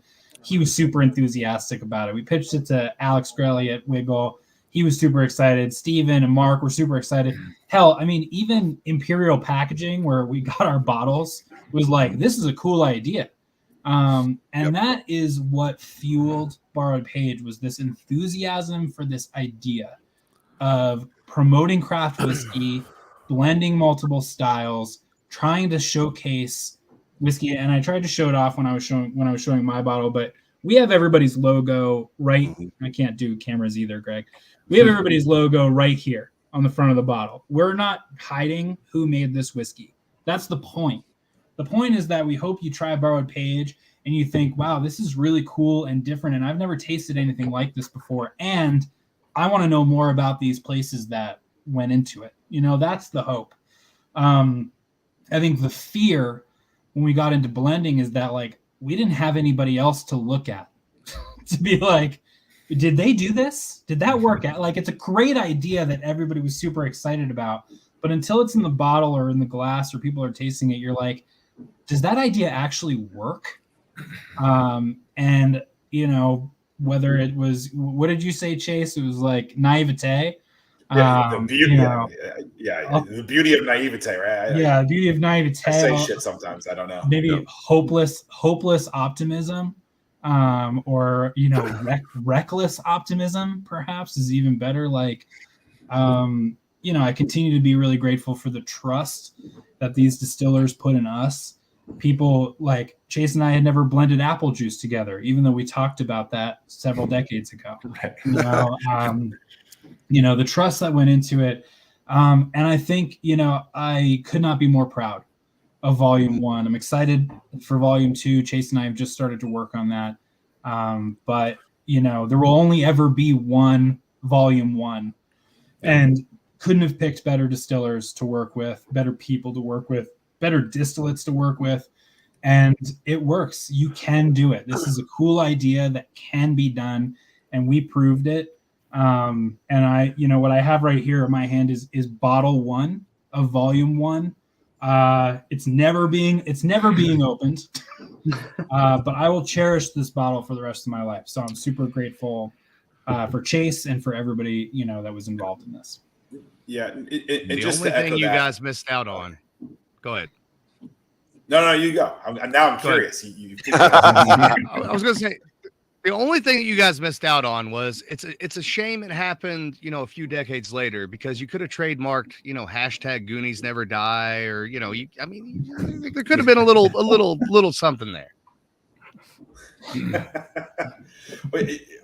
What I was going to say, and first off, whoever said, you know, first wrote Goonies Never Die is a creative genius. I think it's fantastic. But what I'd say is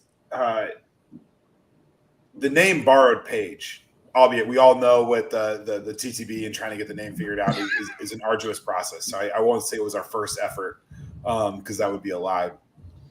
But it is a testament, right? We wanted some sort of nod to the fact that this doesn't exist without the people who had forged their own path and written their own story, right? And we wanted to kind of take these pieces and put them together and you know, really rip a page out of each of your books, and make kind of a new narrative around everything.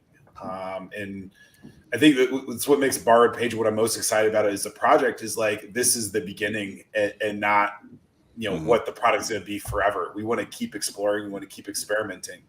And you guys are all doing this, and there's so many more distilleries out there doing these sorts of creative things. And we want Borrowed Page to be a forum for these kinds of dialogues to happen. Right. Mm-hmm.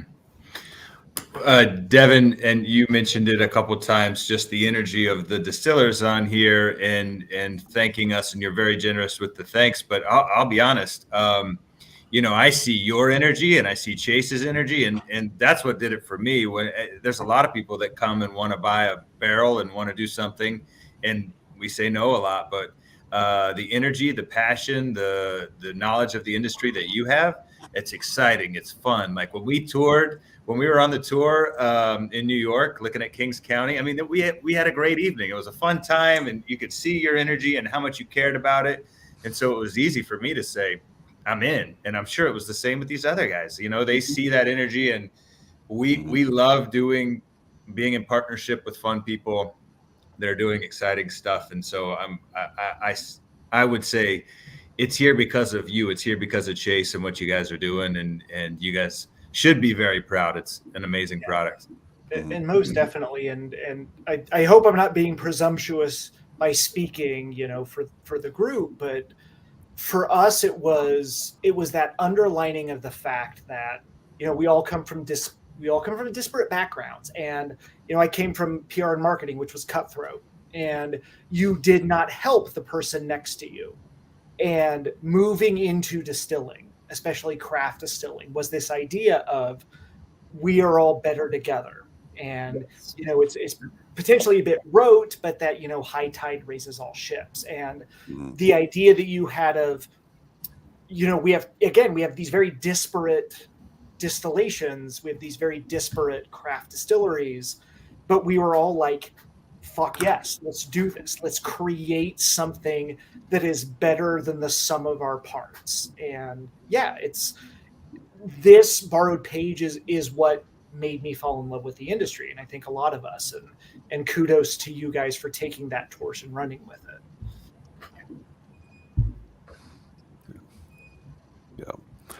Yeah. I guess we're kind of winding this down now. I want to ask the distillers one question. When you first tasted the blend, because what we've learned tonight is that the four of you have not necessarily had the other elements of the blend before. So when you tasted the blend, was there anything that surprised you about it? Yeah, honestly, I think in general, and I trust Devin and Chase both, but or they wouldn't have gotten a barrel, obviously, and I wouldn't have been that excited about it. But this is kind of the first time for all of us, I think, right? And so, like when that bottle came in, I couldn't wait to open the damn thing, right? I took it back to my office, I opened it, I got a drink of it, and I was just running around the distillery, like pouring pours for anybody who would come along and be like, "Holy shit, this turned out really well! Look at this, It's a thing. This can actually be a thing." So. There's always that surprise though, right? Like you turn a barrel over to somebody that you do trust, right? But they still, like they said, they were new to this whole thing. They didn't know how people would react to it or even necessarily what they were even looking for originally. So, there was elation on my end as far as tasting it and going, wow, would this actually, like what I do actually works with what other people are doing out there. So I will say, right, this all started from talking to you all and the risks you took and the motivations for taking those risks, right? And it's hard not to get inspired and wrapped up in those things. And to say like, oh, we didn't have a clear plan what it was going to taste like. We don't know. We just kind of dove in, but we didn't do that without the precedence of all the people we've talked to and all the people on the front lines of expanding what the profile of American whiskey is, can, and should be. And so highly motivating for us to kind of learn from you guys and talk to everyone, but then also like forge our own path and find our own story within that landscape. Well, and here's another thing for Devin and Chase as well. Wherever you go with this in the future, whoever you bring in, etc., wherever you're thinking about going next, or maybe 3 iterations, 4 iterations down the road, right? You guys have set your own start line. All right, you're doing something different. You're doing something cool that benefits the entire community of craft distillers, A, and B, greatly benefits the the consumer and their education of what American whiskey is. And for that, I thank you in general, and I think everybody else here does as well. So, I do think you've opened Pandora's box a little bit. You've set the bar high on number 1. I'm excited to see what number 2 through infinity is going to involve. Yep. Here. Yeah, because all future tastings will be some comparison back to blend number 1. Yeah, and we're still early on, but I don't think it's maybe too much to say that volume 2 is going to be very different from volume 1. And that's part of what Chase and I are really excited about with Borrowed Page, which is that each release that we do, and this is something Chase and I are hoping to do multiple times a year, whether it be quarterly or 3 times a year or whatever. Again, we're not going to put those, limitations on us, but it's going to be different distilleries, different styles of whiskey blended together. So each release is going to be different. And I love volume 1 with all my heart. I don't know that I've ever loved a whiskey more. Obviously, there's a lot of bias involved in this. I'll be sad when there's no more volume 1 to go around and I have to stare at this bottle 1 for the rest of my life and not open it. It's been great. It's funny, right? When you've never received feedback on a product before, you have the luxury of doing whatever the hell you want. And now we're going to go to number 2, and we're going to have in the back of our mind, like, what was the feedback of number 1? And I don't know if that's good, bad, right? Is that learning or influence? And we'll figure that out. But yeah. Well, I'll just tell you, Devin, you don't have to open bottle 1. Just invite me over. I'll get a little drunk. I'll open it for you. All right. And then there's no guilt involved. Right. And, to give you guys a little bit of maybe cold comfort, at least for me, when I started in the industry, the difficult part was when you would hand somebody what you made and be like, hey, here's my heart and soul. Right. My passion has been put into this. Please shit all over it. Everybody's taste is different. And to be able to have people who can taste it and it resonates, that's what matters. I think that's what keeps me going. I imagine that's what keeps a lot of us going. And so don't let that discourage you, because especially as you become more successful, it's going to happen more often. Yeah. I think it's, it's been tough to ride those waves, Mark, Chase and I knew when we released this whiskey, we were going to have to develop a thick skin because we knew some people were going to like it and some people were not. And that's the risk too, right? When you do go out there to endeavor to do something different. If you love bourbon, this is going to remind you of bourbon, but it's not going to taste like bourbon. If you love rye, it's going to remind you of that, but it's not going to taste like, if you are really hardwired into traditional whiskey and traditional American whiskey in particular, we are making products that are rolling the dice, and that's going to make some people fall in love with it. And it's going to make some people go, this is not for me. And that's okay. Because that's what whiskey is in general. Right. But yeah, there's, when it's your heart out there, that makes it tough. Right. Hey, yeah, you'll have people say, this doesn't taste like Weller's. We don't taste like Weller. We don't need those people. We don't need those people. Keep doing this. This is what we need. This is what we need. Because push the envelope. It brings together 4 of the best distillers in the country with a very unique, very powerful, very approachable blend that people need to know about. People need to enjoy this. And then if they don't know Wigle or Watershed or Whiskey Del-Bac or Spirits of Rich Lick, they need to know that too. Because it's not all about, and I'm not, Weller is fine, great. But it's not all about, let me find a Weller's. There's more out there in the whiskey world that should be enjoyed. What Kevin is trying to say is your slogan should be, You might not know us, but your girlfriend does. Also, probably already been trademarked. I would check that out. If you don't, I will tomorrow. We'll go submit the All right. So let's start wrapping things up here. We'll start with our distillers, and Mark, we'll start with you. So tell us where folks can, first of all, find your product, buy your product, and then where they can find you on social media as well. Yeah. So obviously we are a very Arizona centric brand. Number one market is Arizona, but we are in 19 states. So I will admit I tend to hang out in my cave in the back with my production crew as we distill. So I always say visit whiskeydelbac.com to see where we're currently available. We are at Whiskey Del-Bac on pretty much every major social media. So come and visit us virtually, come and visit us physically. We would love to have you here. Again, I'm going to brag a bit. It's almost 8:00 our time in Tucson, and I can go outside in a t-shirt. So avoid us between June and September. It's a little miserable here, but again, it's been an honor to join everyone here. We love to engage on social, and this is what we're about, this ability to communicate and have these conversations and to take craft whiskey beyond what we thought it was in the past.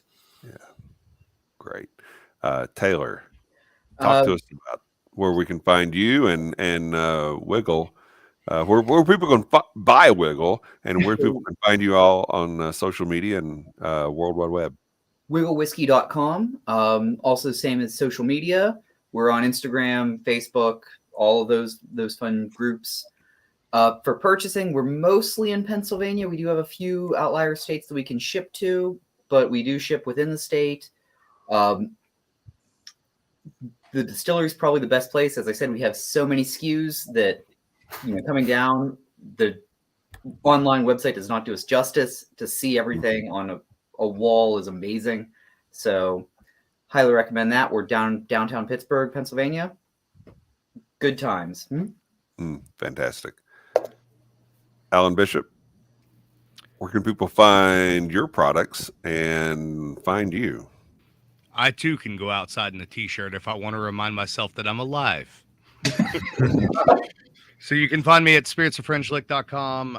Also, all of our products at sillbox.com. We're in, I think, 14 states now, as well as Canada. And then of my own accord, you can find me on social media, as well as the One Piece at a Time Distilling Institute on YouTube and Distillers Talk podcast, as well as if you have ghosts, you have everything. If you're into the paranormal, ghosts, UFOs, the 14, etc., that's our podcast that is available wherever you get yours. You need another show or 10, Alan. That's what you need. You need another show or 10. What I need is a frontal lobotomy. Is what I need. Oh wow! Or a bottle in front of you. Yes. All right, Greg. Where can people find you, and where can people find Watershed? You can find Watershed at watersheddistillery.com. You can buy us online at CO Box. Also, you can Woods Wholesale sells us online. We are in mostly Ohio. We're in Georgia. We're in Michigan, Kentucky, Illinois. But if you're beyond those states, look at the online shops. You can always go to our site and you can click through.